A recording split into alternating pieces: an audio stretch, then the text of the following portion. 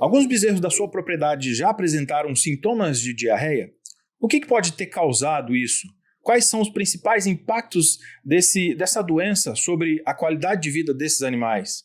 Essas e outras perguntas nós responderemos neste episódio com o convidado Peterson Souza Simas, ele que é zootecnista e mestre em zootecnia pela Universidade Federal de Minas Gerais, e ele atua também no grupo Quercia há quase 6 anos no departamento comercial e no marketing desta mesma empresa, com foco em biosseguridade e pecuária leiteira. Seja muito bem-vindo, Peterson. Um grande abraço, uma oportunidade fantástica de estar batendo um papo contigo aqui hoje. Muito obrigado. Oi, Fábio, tudo bom? Que isso, eu que agradeço demais a oportunidade e o convite. É uma honra, tanto para mim como para a Quercia, a gente poder contribuir com um pouco da experiência. Legal. Então, assim, nós temos um tema aqui hoje, Peterson, bem interessante, bem importante de ser debatido, porque trata-se de qualidade de vida, bem-estar animal, não é isso mesmo? Sim, exatamente. E não tem nenhum sistema lucrativo e nenhum alimento saudável quando envolve produção animal, se os animais não estiverem saudáveis. Exatamente. Isso é base. É isso aí. Então, por isso que nós resolvemos gravar esse episódio. Fizemos o convite aí para a Quercia, aí o Peterson prontamente nos atendeu aqui para fazer esse episódio especialmente para vocês que nos acompanham aqui e tem problemas semelhantes a esse ou conhece algumas outras propriedades rurais aí que os seus bezerros estão tendo ou sofrendo com essa enfermidade aí, né, que é a diarreia e em alguns casos, que é o que também nós vamos debater hoje, é a diarreia infecciosa. E quais as principais causas? Vamos lá, Peterson, conta pra gente aí o que causa essa diarreia nos animais que estão nascendo nas propriedades rurais.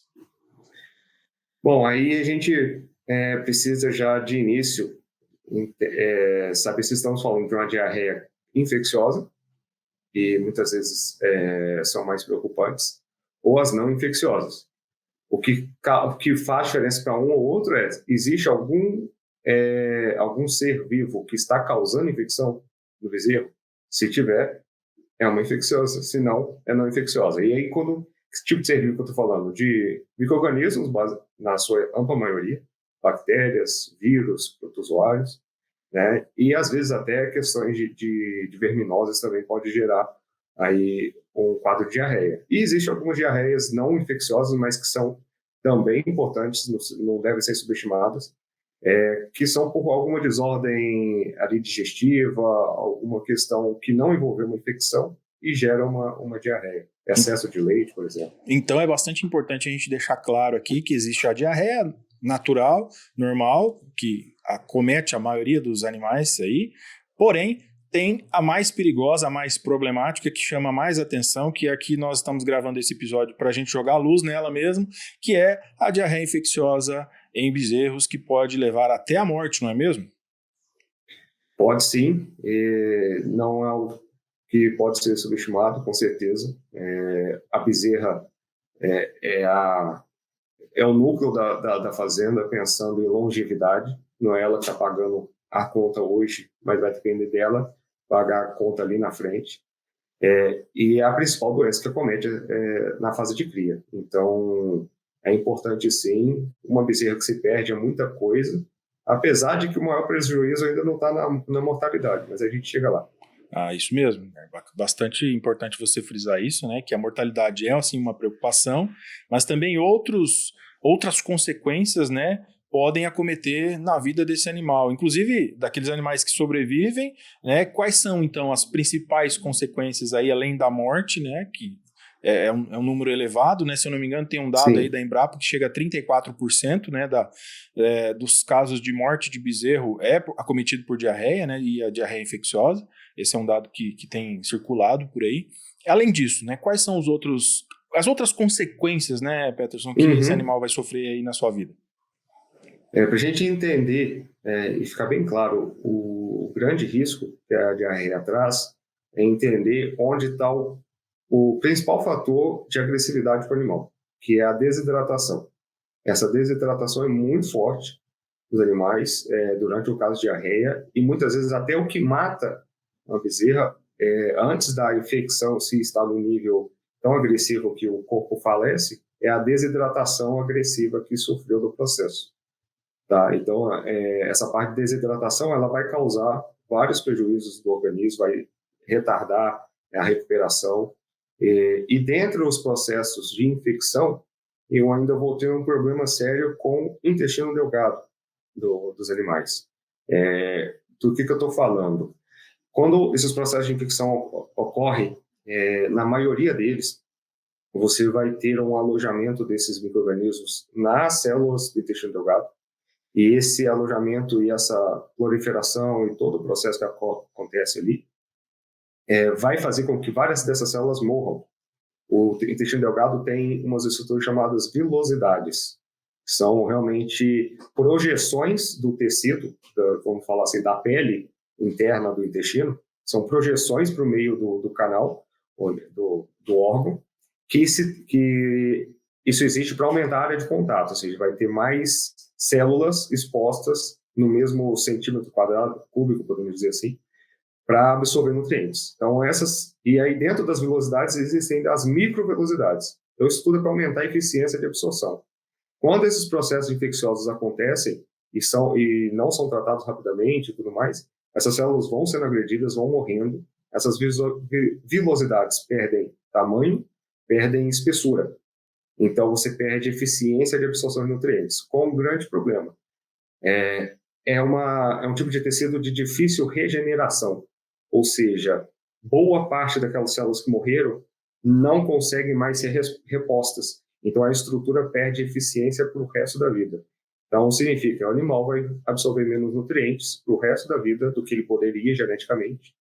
E aí isso vai impactar a produção de leite lá na frente, a própria desmama vai atrasar, vai aumentar a chance de outras doenças, porque várias vitaminas e minerais vão ser absorvidos em menor quantidade, a imunidade vai cair, reprodução vai atrasar. Na verdade, todo o desempenho do animal, o resto da vida, é impactado por causa de uma diarreia.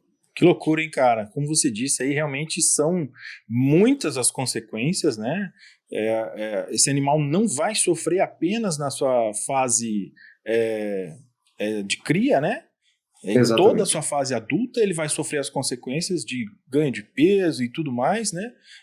Até a procriação, né, é prejudicada. Ele não vai reproduzir. Uma fêmea aí não vai conseguir reproduzir com facilidade, digamos assim. Exatamente. Então, por isso, mais do que evitar que se morra, a gente precisa evitar casos de diarreia. Porque, se for analisar, realmente colocar no papel todos os prejuízos que diarreia causa num sistema de cria para uma fazenda, uma bezerra que morre, os medicamentos gastos com aquelas que foram tratadas, não é a maior parcela de prejuízo. A maior parcela de prejuízo são naquelas que sobreviveram, mas sobreviveram num tratamento mal feito, que aí gera muitas lesões e tudo mais, e por isso elas se tornam animais refúgio ou animais de baixo desempenho, e não tem como reverter isso. E como você disse, né, o próprio produtor ele precisa ter essa percepção e essa noção de estar acompanhando o seu rebanho diariamente, né? Quanto antes ele fizer ali os tratos com esse animal aí tanto para prevenir, mas também para remediar, mais cedo, melhor, né? A gente já falou, então, agora, com relação a prevenir, que eu acabei de falar, o que ele precisa estar fazendo aí durante os seus tratos ali, né? O acompanhamento dos animais que nascem e tudo mais. O que é a melhor prevenção para, como você disse, o melhor mesmo é evitar, né? Evitar que a diarreia aconteça, ou que casos como esse aconteçam na minha propriedade, mas o que fazer para prevenir? Então, primeiro é isso, é conscientizar de que, como quase tudo na vida, para não falar que é tudo, a prevenção sempre é menos custosa em esforço, em mão de obra e em dinheiro, no final das contas, do que ficar curando qualquer tipo de doença. Então, primeiro, essa conscientização que precisa prevenir. E aí, essa prevenção vai passar por vários aspectos, porque a diarreia, assim como várias outras doenças, elas são multifatoriais. O que significa isso? Que vários pontos, vários aspectos dentro da fazenda podem influenciar para aumentar o número de casos de diarreia ou reduzir, né, dependendo de como eles estão. Então, precisa ter uma atenção generalizada, é um trabalho de dia a dia. Óbvio que às vezes acontecem surtos, e aí acontece de ter realmente é um número de casos maior num determinado período, mas é algo que precisa ser trabalhado todos os dias, 365 dias por ano. Não tem jeito. E aí nós estamos falando de cuidar de aspectos, primeiro, nutrição desses animais, ou seja, alimentação. Isso envolve leite que está sendo oferecido, se está de boa qualidade, quantidade de leite oferecido, se der em excesso pode causar diarreia, se a temperatura ofertada do leite também está adequada, leite que está leite frio ou em temperatura ambiente, ele não está na temperatura ideal, isso expõe o animal a um processo digestivo mais desafiador e pode abrir espaço para infecções também mais à frente. Ainda na alimentação, o aspecto mais importante que já envolve imunidade também, colostro. Colostragem é algo que é imprescindível em todas as fazendas leiteiras, não dá para brincar com isso, até para compartilhar um dado, existe um estudo americano, considerando na década passada, eles fizeram uma avaliação de colostro de várias fazendas lá, e aproximadamente 60% do colostro dessas fazendas analisadas estavam inadequados para serem utilizados na alimentação dos bezerros. Então você pensa os Estados Unidos, que não é só um grande produtor como o Brasil também mas é uma referência tecnológica. E lá havia isso. Então, para perceber que é um ponto que tem que ter atenção, porque pode falhar nesse ponto. E aí vai passar por clima, conforto, se está muito úmido o local, se está sendo sanitizado e higienizado corretamente o local as bezerras ficam, se tem contato entre elas, são vários pontos. Entendi. E o que me chamou mais atenção é essa questão que você disse agora da colostragem, né, do colostro. Nas primeiras mamadas ali, né, o primeiro contato que o animal tem com a mãe ali, ele já precisa ter já precisa receber esse colostro, né, justamente para preparar ali, talvez a sua flora intestinal, alguma coisa assim, não sei, posso estar falando besteira, porque eu não sou médico veterinário, não sou zootecnista, mas me corrija se eu estiver errado. Essa primeira mamada é fundamental, então, mais uma vez aí reforçando a importância do produtor estar acompanhando dia e noite, inclusive, aí toda a sua produção, né? E, inclusive, você reforçando, né? Outro ponto que me chamou a atenção, quando você disse que o próprio colostro, né, que está vindo da mãe do animal ali, pode estar, em alguns casos, ali contaminado ou inadequado para o consumo desse bezerro, né? Exato, porque o colostro, ele vai ser a base para uma cria, uma fase de cria bem feita ou mal feita. Tá? E ele depende das primeiras horas de vida do bezerro. Tradicionalmente, já se trabalha há alguns anos com uma colostragem, sendo a primeira dose a principal, que é mais ou menos 10% do peso vivo do bezerro que nasceu. Então, se ele nasceu com 40 quilos, ele precisa beber 4 litros dentro das primeiras 10 horas, das primeiras 6 horas de vida. Tá? Então, isso é tradicional, e depois mais 5%, nesse caso seria mais 2 litros até o final do primeiro dia de vida. Isso já é um sistema muito bom, mas já há estudos recentes, nos últimos 10 anos, mostrando que se a gente intensificar isso, os bezerros conseguem ter ainda melhor desempenho imune e de desenvolvimento do organismo. Se a gente passar, por exemplo, para oferecer a mesma quantidade, esses 10%, nas 2 primeiras horas pós-nascimento. Então, perceba como que esse acompanhamento de perto faz diferença. Então, ele precisa receber colostro no tempo certo, na quantidade certa, na temperatura certa, aqui também temperatura importante, e o quarto ponto que não pode ser esquecido, a qualidade do colostro. Nem toda vaca vai produzir um colostro de qualidade. O colostro ele tem duas bases ali para dizer vir saudável para a vida dela. Muito nutriente, para reforçar esse início de vida dela, é muito mais rico em gorduras, em proteínas, em carboidratos, em tudo. É muito mais rico o leite de colostro do que o leite padrão. E ele vai ter uma carga muito grande de anticorpos que a bezerra precisa receber logo mais cedo, que é o período que ela consegue absorver esses anticorpos. Por isso tem que ter essa intensificação logo depois. Então, se o leite de colostro tem os anticorpos em baixa qualidade, tem pouca concentração, a colostragem vai ser mal feita por conta disso. Aí entra banco de colostro, que é um tópico que dá para fazer um programa só sobre colostragem. Entendi. Eu gostei que você apresentou aqui nas suas considerações a respeito disso, isso eu fico muito feliz, porque você contribui muito aqui com o propósito do nosso trabalho, que é comentar assuntos com evidências científicas, né, Peterson, com dados, com informações reais, verídicas.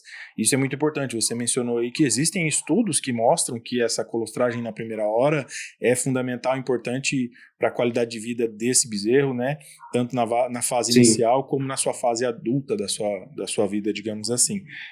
Então, é justamente isso, você reforçando aí o cerne, né? A coluna cervical aqui do nosso projeto, do nosso trabalho, que é discutir assuntos com embasamento científico e não puramente como achismos, né? É justamente isso que a gente preza e procura aqui no podcast Agrociência. Então, vamos lá. Tem que ser. Com certeza. Dando continuidade aqui, Peterson, me conta uma coisa. A gente falou de prevenção, né? Toda essa questão de trato, né? De cuidado, de acompanhamento, de estar acompanhando, verificando dia e noite ali os nascimentos, né? Trazer mais para perto ali uma vaca que já está prestes a parir, enfim. Todo esse trabalho aí que realmente dá muito trabalho para o produtor rural, lá para o peão da fazenda, né? Enfim, os colaboradores. Mas, enfim, e se agora uma outra parte, né? A questão de transmissão. Já vamos imaginar que aconteceu, não teve jeito, surgiu lá um animal com um caso de diarreia. A gente ainda não sabe que tipo de diarreia é essa, né? A gente vai falar daqui a pouco, né, as formas de identificar essa diarreia, se ela é infecciosa ou não. É possível um animal transmitir para o outro, assim, fisicamente? Você acabou de falar que a mãe pode sim contaminar o seu animal, o seu filho ali, né, o seu terneiro, com o próprio colostro. Agora, de um animal para o outro ali nas proximidades, também é possível? Acontecem casos nesse sentido? Sim, só um pequeno ajuste. O colostro, se ele não for de qualidade, a mãe não vai passar as defesas que o animal precisa para o início de vida. Entendi. Ela não contamina ele, mas ela não dá as defesas todas que ele precisaria, e por isso ele vai gerar uma diarreia. Só para não gerar confusão em quem está ouvindo. Boa. Obrigado pela correção, isso é importante. O host aqui não sabe nada de produção animal. Fica tranquilo. Então, sim, é possível transmitir. E até por isso, na verdade, tem até um certo dilema, que nessa fase inicial, bovinos, de maneira geral, são muito sociáveis. É uma espécie de animal muito sociável. Existem até alguns estudos de comportamento que mostram que uma vaca ela consegue memorizar ou conhecer outras 60 vacas individualmente. Então, são animais muito sociáveis. E os bezerros não é porque estão na fase inicial de vida que seria diferente, pelo contrário. Então, tem muitos benefícios deles conviverem. Só que isso traz o desafio de sanidade. Então, você tem um cenário de ou eu deixo todo mundo junto e a parte mental desses animais e comportamental é reforçada, mas aí eu tenho um problema com doenças, porque um caso, várias doenças são infecciosas e transmissíveis. Então, um animal que ficou acometido de uma doença pode transmitir para outro por contato, então é um problema. Mas, ao mesmo tempo, então, se eu quiser reduzir essas doenças para que eu não perca animais, para que eu tenha menos prejuízos, eu vou ter que abrir mão um pouco do social no início de vida. Na maioria dos casos, o mais recomendado é esse. Abre mão do social um pouco, que o social você recupera lá na frente, ainda que dê um pouquinho mais de trabalho. Agora, a imunidade, toda essa lesão no intestino e outros tipos de prejuízos de longo prazo em outras doenças, você não recupera mais. Então, a gente vai partir para um modelo de, não chega a ser isolamento, mas afastamento. O que significa isso? As bezerras ficam no ambiente que elas se veem, elas se ouvem, sentem o cheiro um da outra, mas não tem contato físico por causa disso. E isso é importante, seja em sistema onde elas estão amarradas numa casinha, num piquete, ou naqueles bezerreiros que são com as gaiolinhas. Cada um tem suas vantagens, mas o importante é que não tenha contato. E muitas vezes sistemas que têm gaiolinhas têm uma gaiola encostada na outra. E aí eles, em teoria, estão separados por uma gaiola, mas eles fazem contato um com o outro ali. Um encosta no outro, lambe o outro, e aquela coisa toda. Então, é um problema. Outro mesmo que estejam afastados, a questão de sanitização, de higiene dos equipamentos. Tem que ter uma higienização rotineira para evitar proliferação bacteriana. E quando eu tenho um animal que está com doença, com certeza eu não posso compartilhar nada dele, balde, se eu mexi com uma madeira, se eu encostei nele ou no ambiente que ele fica, na jaula, na gaiolinha, na casinha, eu não posso, dali encostei, mexi nele e já vou encostar em outro, eu preciso higienizar a mão antes. Então, tudo isso é importante. Até moscas é um problema, tem que controlar moscas, que moscas transmitem muitas doenças, dentre elas alguns desses micro-organismos que causam diarreia. E tudo isso envolve manejo, né, Peterson? O produtor estar atento ali, o manejador, né, o funcionário estar atento a essas situações, né, observando literalmente de Sim. perto ali se o animal está encostando um no outro, né, se existem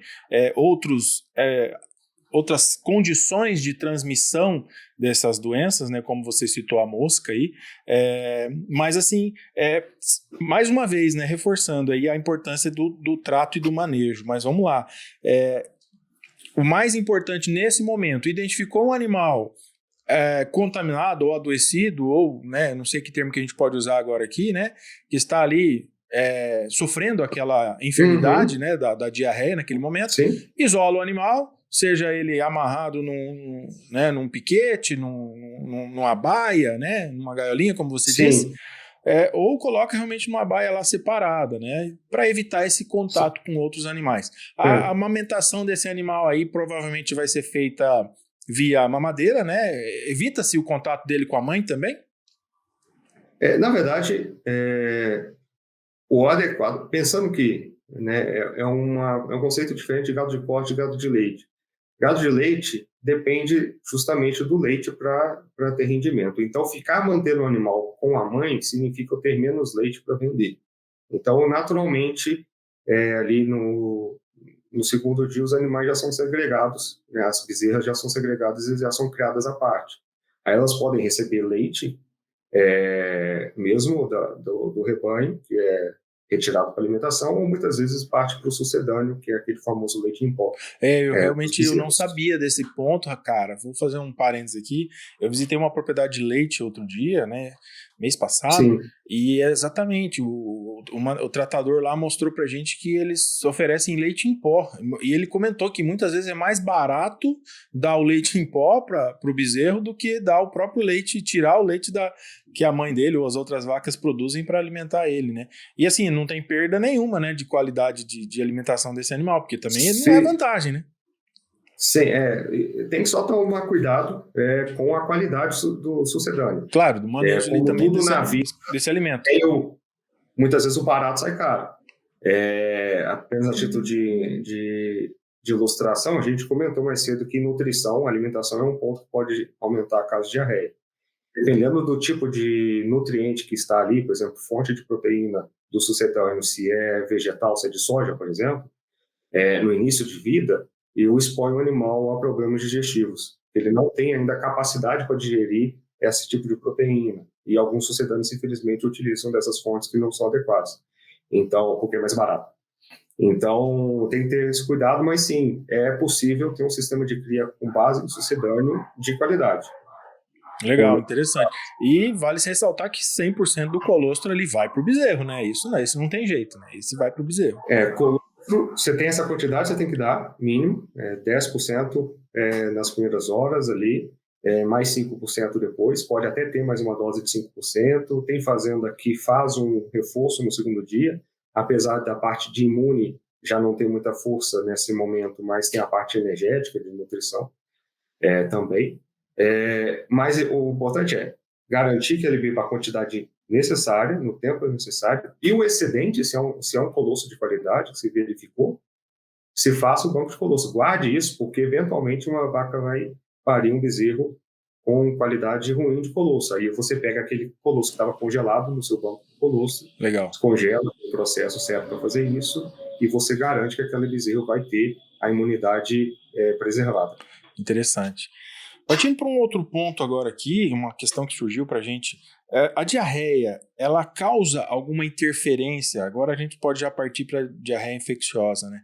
Causa alguma interferência produtiva nesse animal? Ele vai na fase adulta ter prejuízos na questão de reprodução? Sim, sim. Produção e reprodução. Vamos voltar da onde eu tinha parado sobre essas infecções que causam lá no intestino, das velocidades, microvelocidades. Uma vez esse processo tendo ocorrido, e agora o intestino perdeu células ou perdeu área de contato, ele vai absorver menos energia, menos água, menos nutrientes, vitaminas, minerais, proteínas, tudo vai ser em menor eficiência. Tá? Com isso, tudo no organismo é prejudicado, a imunidade é prejudicada, produção, já tem estudos há um bom tempo, já isso é bem conhecido, de que demonstram que vacas leiteiras que tiveram diarreia na fase de cria, quando ainda eram bezerras, podem perder até mais ou menos 17% da sua capacidade genética de produção de leite. É bastante, então, hein, cara? 17% não é pouco não, hein? 17% quebra qualquer negócio na vida. Né? Sem dúvida nenhuma. Então, você está pensando de, por exemplo, uma vaca que teria uma qualidade genética para trabalhar na média de 30 litros dia, e aí você perdeu 17%, nós estamos falando aí de mais ou menos 5 litros, né? Só para arredondar a conta aqui, mais ou menos 5 litros de perda de potencial. Só que muitas vezes eu até falo, quando eu demonstro esse dado, eu faço ele ao contrário, porque a gente sempre tem a tendência de achar que acredito que aconteceu, mas eu acho que na prática, no meu dia a dia não vai acontecer. E eu faço os cálculos em valores mínimos, não pensa em 3, 4, 5, 6 litros de perda. Pensa em 1 litro, pensa em meio litro. Considera perder meio litro por dia durante uma lactação, que são pelo menos aí 300, 310 litros, que seria o legal na maioria das fazendas. Isso multiplica por 3, 4, 5 lactações. Veja quantos litros de leite se perdeu. Qualquer tipo de medicamento, de mão de obra, de custo que você envolveu para tratar é muito maior. É tranquilamente 10, 15 vezes maior o prejuízo por causa dessa perda. E reprodução também. Tem estudos que demonstraram que uma bezerra que teve diarreia, ela demora mais ou menos 6 meses a mais para conseguir parir a primeira vez, comparado às novilhas que na fase de cria não tiveram diarreia, ou seja, significou que a bezerra que teve diarreia, ela demorou mais a emprenhar, ela demorou mais a dar um cio vigoroso e principalmente seja por monta natural ou inseminação, realmente ser fertilizada. Então ela atrasa o parto, ela atrasando o parto, e isso na primeira prenhez, que é a mais fértil de todas. A novilha é para ser o animal que menos é para dar trabalho na fazenda com reprodução. Então, se ali ela já deu, se prepare que lá para frente o negócio vai ficar mais feio. Então, essas bezerras, isso é 3 vezes maior a chance dela atrasar o primeiro parto e é mais que o dobro de chance dela ser descartada precocemente, porque não está dando bezerro uma vez por ano, porque está produzindo muito menos do que a média e por aí vai. Em alguns casos, me corrija se eu estiver errado, provavelmente, é mais vantajoso você se desfazer daquele animal do que realmente ficar insistindo em retirar algum lucro daquele animal no futuro, né?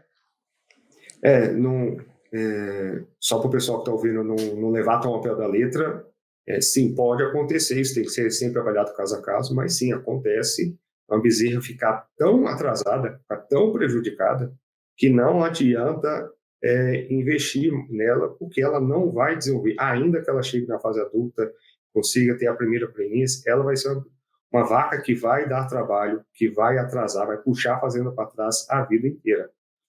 Então, tem casos que é para descartar, que é para vender, ou para abate, ou para um sistema de produção que está mais ainda no nível tecnológico menor. Enfim. Não tão intensivo, né? Interessante que aqui a gente acaba não tem como fugir, né, para a questão do tema custos, né? A gente a produção de leite, ela envolve muito custos e as margens de lucro de um produtor de leite, elas são muito pequenas, né?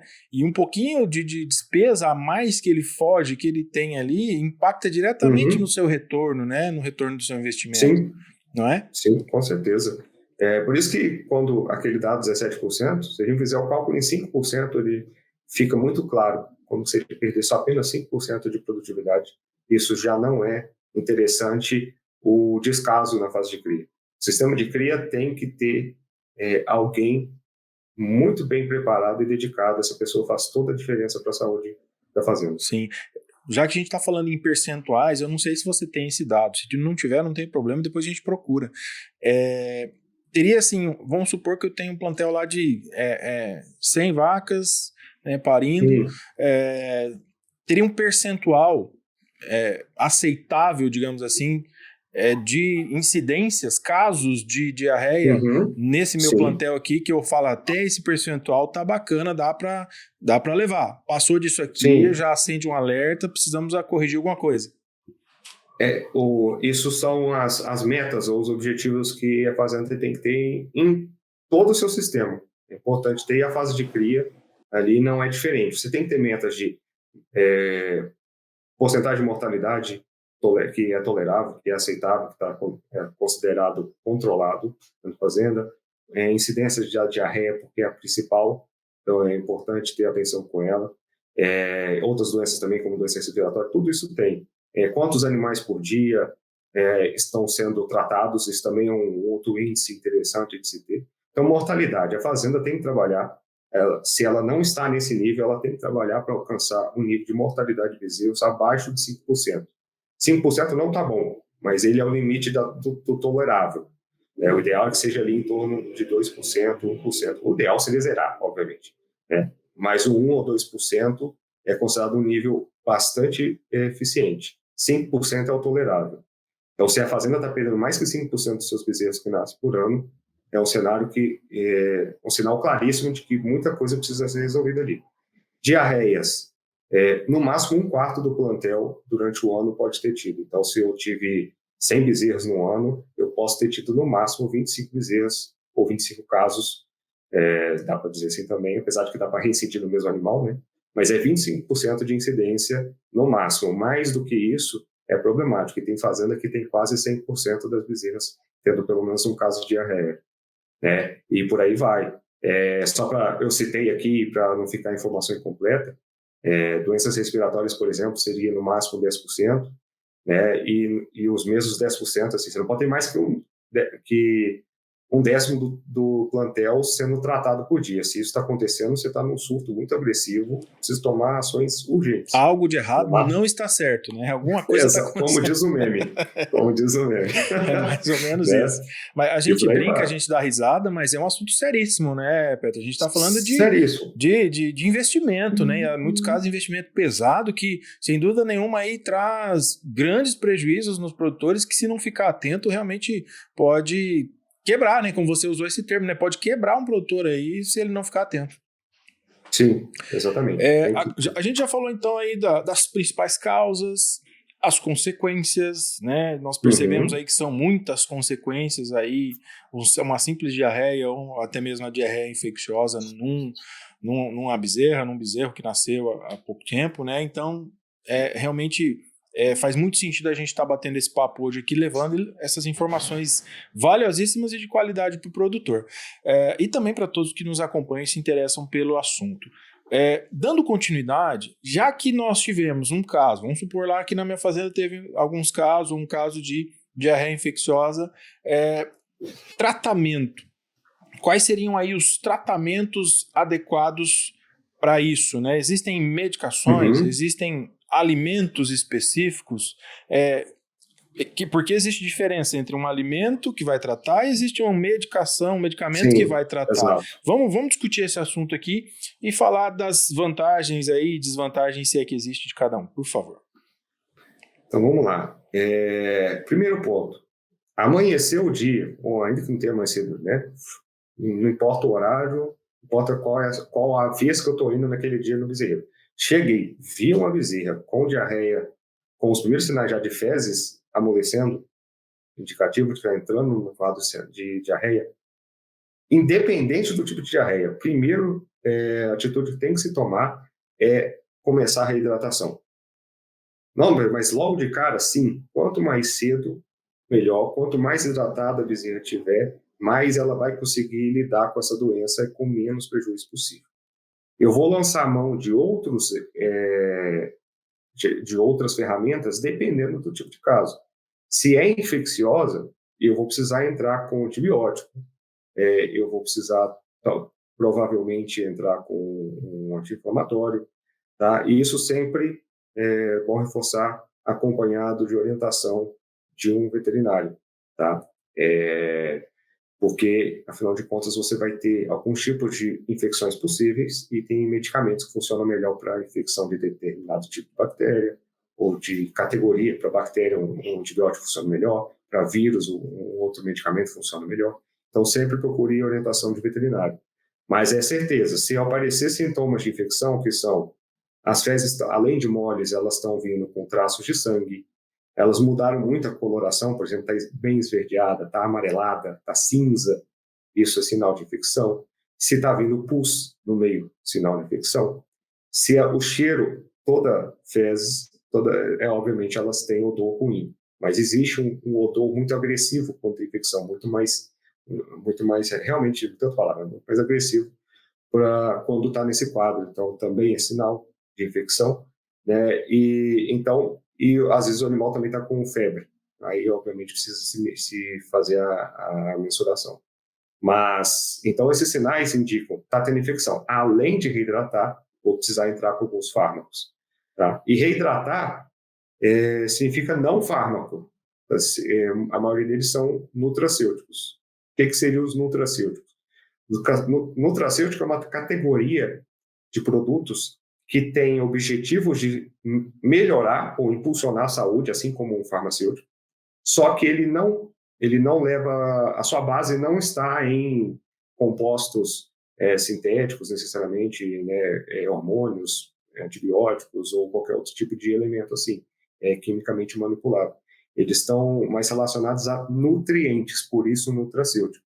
Então vão ser alguns tipos de produtos que são preparados de nutrientes alimentícios mesmo, estou falando de vitamina, de mineral, de algum tipo de proteína, de aminoácido, de carboidrato, seja qual for a intenção que eu tenha, eu vou precisar de uma composição específica.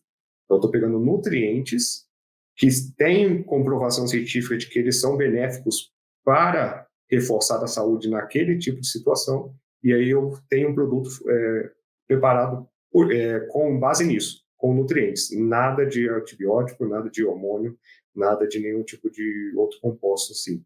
Então, esses nutracêuticos são, por exemplo, esses soros que a gente utiliza, uma suplementação oral de algum mineral, e por aí vai. Legal. Bacana você mencionar os nutracêuticos, até mesmo porque a Quercia trabalha com esse tipo de produtos, né, para esse tipo de situação. E como é que esses nutracêuticos eles são ministrados, né? Como é que ele é dado para esse animal consumir? Via oral, por seringa? Tem Como é que algumas funciona? possibilidades, né? Se está num estado bem inicial, quase todos, não vou dizer todos, mas quando está bem no início ali, vários desses reidratantes ou revigorantes, eles são capazes de ser ingeridos pelo animal via oral sem muito esforço. Isso, às vezes, é diluído em água ou no próprio leite, tá? Depende da fórmula, depende de cada objetivo. Tem uns que são mais atrativos, tem outros que são menos atrativos. A partir do momento que o estado da doença vai agravando, o animal vai perdendo apetite. Esse é um dos sintomas. Ele para até de beber leite. O próprio leite ele recusa. Água, então, já foi há muito tempo. Então, aí começa a ficar mais difícil. Aí precisa de um estímulo, às vezes uma mamadeira para dar uma forçadinha.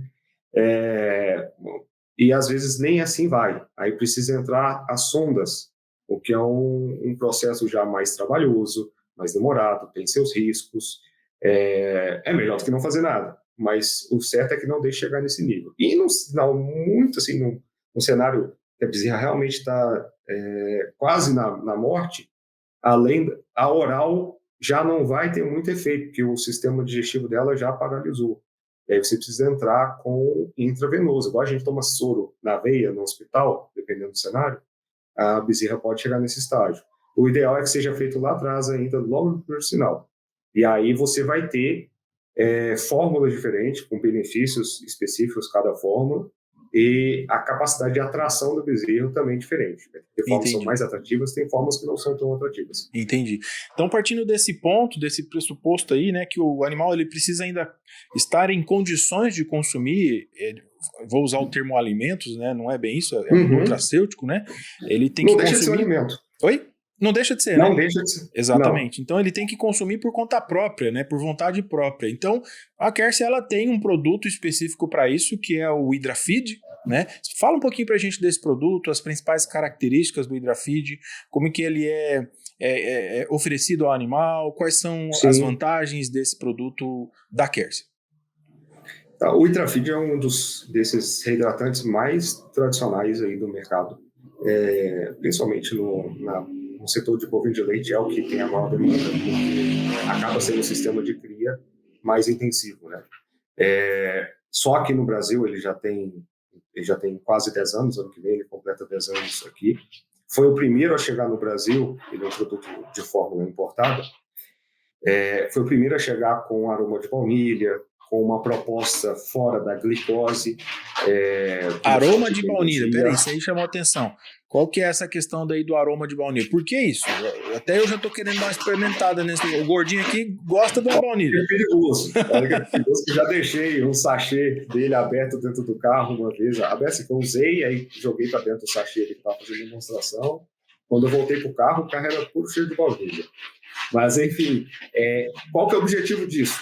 Tem uma inclusão realmente de baunilha ali, não é apenas um cheiro artificial e não ter efeito palatável, tem efeito palatável também, para que a bezerra realmente se interesse por ele. A gente brinca que o HydraFeed você dá a dose que tem que dar e esconde o resto, porque a bezerra vai correr atrás de você, querendo mais.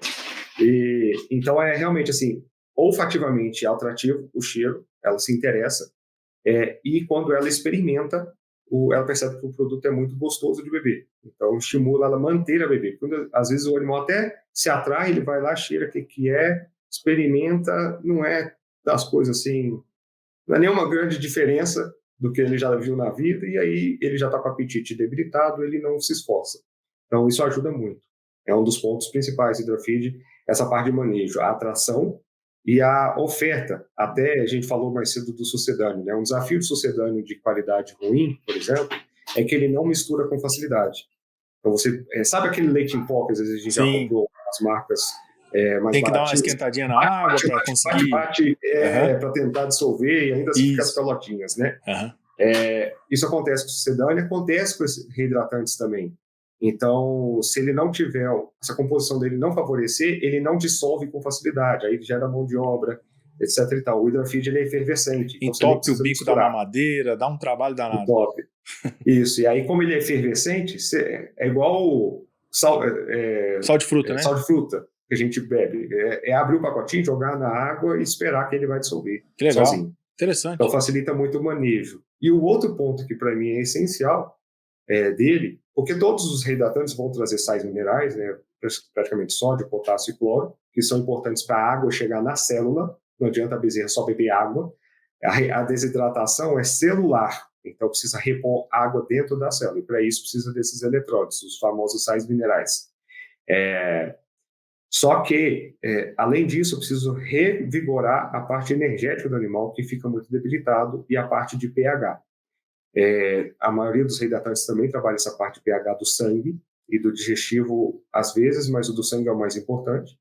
E a parte de energia do HydraFeed, que é onde ele também se diferenciou muito quando ele chegou, que é essa parte de lactose. Por quê? A maioria dos revigorantes, quase todos eles, trabalham com glicose, que funciona, dá para trabalhar, vai dar resultado. Só que a glicose é o açúcar, podemos dizer assim, né, o carboidrato, o mais simples que existe. Ele é apenas uma molécula, né? Ele é um monossacarídeo. Então, ele já está na sua forma mínima, o organismo não precisa fazer nenhum processo de digestão, ele só absorve. Tem suas vantagens, que ele rapidamente está disponível no sangue para o animal usar. Só que, se a gente fica dando taxas de glicose alta, que é o que acontece, você suprime um pouco a parte digestiva do animal, que já está debilitada, porque com essa quantidade de glicose alta, o organismo entende, eu não preciso ficar colocando enzima para digerir lactose, que é o açúcar do leite. eu suprimo essa ação enzimática.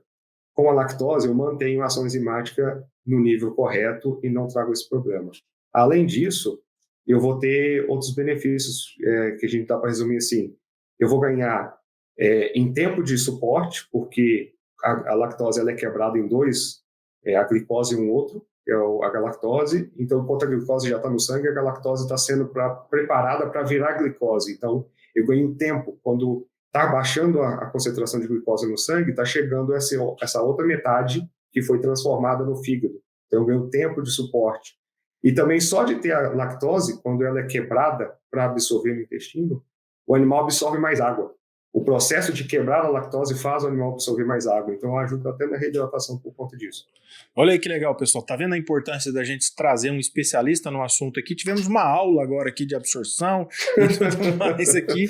Interessante isso tudo, cara. Muito bom, muito bacana a gente saber esses detalhes também, né? Que realmente a gente sabe o que está acontecendo ali na vida daquele animal que eu estou investindo, né? Botando um produto ali para fazer a recuperação da qualidade de vida desse animal e proteger para que a vida adulta dele seja de qualidade e a melhor possível, né? A gente sabe que tem, já foi falado aqui, que tem as consequências, né? E a gente percebeu que são graves consequências. Então, quanto mais a gente puder minimizar essas consequências, melhor para a qualidade de vida desse animal, aumentando assim a produtividade do nosso produtor. Que legal, cara, que bacana, gostei demais do nosso bate-papo de hoje, assim, acho que é um assunto realmente de extrema importância que precisa, assim, ser mencionado, porque eu não conheço nenhuma fazenda que nunca teve um caso de diarreia em seus animais. Existe. Não existe, né? Não existe. E com igual certeza... mastite, fazendo que nunca viu mastite. Essas duas doenças todas têm alguma vez. Com certeza, existem mesmo, né? 100% aí a gente pode dizer que as propriedades sempre vão ter um caso. Né? Se nunca teve, é igual cair de moto, né? Tem dois tipos de motociclista, o que já caiu, o que nunca caiu, o que vai cair, né? Então, aqui é a mesma coisa. Se não teve mastite e não teve diarreia, é porque ainda não começou a fazenda. Não abriu ainda, não está produzindo, né? Exatamente. Exato. Mas então é isso, é legal a gente trazer essa informação para o produtor ficar atento, né? Para quem está querendo entrar nessa área, nesse ramo de atuação aí, né? Ficar atento a esse tipo de condição e situação que ele vai vivenciar com certeza e ele já vai estar preparado, já vai saber quais são os tratos, os manejos e depois o que ele precisa fazer para recuperar algo que já aconteceu. Que bacana, obrigado, Peterson, a gente fica muito feliz pela sua disponibilidade, está aqui hoje batendo esse papo com a gente, os nossos seguidores aqui agradecem também, em nome deles eu faço esse agradecimento especial a você, ao Grupo Quercia por estar disponibilizando a sua pessoa para vir aqui bater esse papo com a gente hoje, trazendo informação de qualidade, informação técnica, com embasamento científico, não é nenhum achismo aí do Fábio ou de qualquer outra pessoa. Então, justamente essa importância de você estar aqui com a gente hoje. Muito obrigado.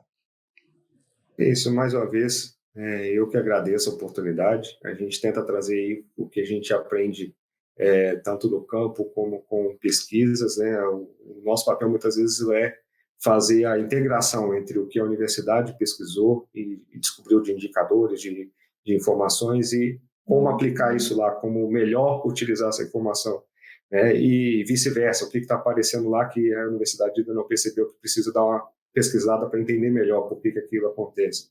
Então, eu agradeço aí a oportunidade, em meu nome, em nome do Grupo Quercia, convido todo mundo que não conheceu ainda o nome, que é novo no mercado brasileiro, mas é uma empresa de uma reputação e uma grandeza internacional muito grande, né? São mais de 120 países que a Quercia está presente. Então, é bem interessante aí que o pessoal conhecer isso, que é só um ponto. A Quercia possui 3 mil fórmulas no mundo. Legal, nós vamos deixar aqui embaixo, né, as redes sociais, o site, todos os contatos aí do Grupo Quercia para quem queira conhecer um pouco mais, entrar lá, né, conhecer os produtos, os serviços, as áreas de atuação, onde o grupo está instalado aqui no Brasil, né, sem dúvida nenhuma a gente vai fazer essa divulgação aqui para que as pessoas possam conhecer um pouco mais do Grupo Quercia. Quer deixar aqui o seu arroba, o arroba do grupo para que a gente coloque na tela aqui para o pessoal já seguir? Pode ser sim. Tanto rede social, Instagram, Facebook e LinkedIn vai encontrar como Grupo Quercia. tá? O Kessia Brasil, no caso do LinkedIn, @Grupo Kessia, Facebook e Instagram.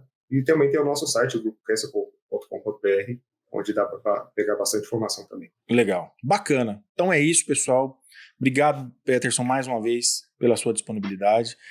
Último recado aqui, você que gostou desse vídeo, ficou com a gente até aqui, não deixe de curtir, compartilhar com seus amigos, com produtores que estão vivendo situações semelhantes a essa, aqueles que eventualmente possam a viver. Então, compartilhe esse vídeo com seus amigos, com produtores rurais, com todos que se interessam pelo assunto, por esses assuntos relacionados ao agronegócio. Deixe o seu comentário, a sua dúvida, o seu questionamento, que ou nós aqui do podcast Agrociência, ou o Peterson, sim, ele vai responder todas as dúvidas que surgirem por aqui, seja no YouTube, no Instagram, no Spotify, onde quer que você esteja ouvindo ou assistindo esse episódio. Beleza, Peterson? Obrigado mais uma vez, um grande abraço para você, fica com Deus e até a próxima. Valeu! Até mais, Fábio. Um abraço.